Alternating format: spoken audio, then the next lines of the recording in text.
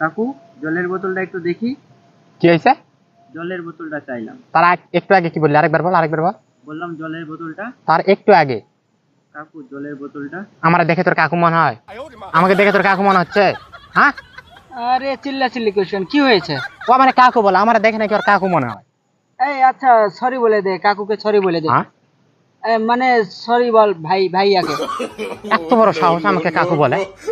এই বয়স কত তোর?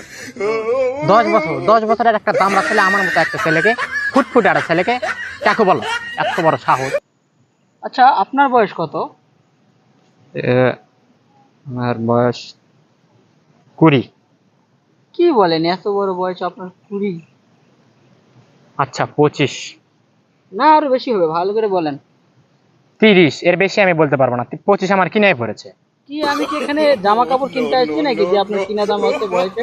আচ্ছা, আপনারও থাক আমারও থাক 35, এর বেশি আমি আর রাখতে পারবো। 35 হয়েছে কি হয়েছে, তাই বলে ও আমাকে কাকু বলে ডাকবে?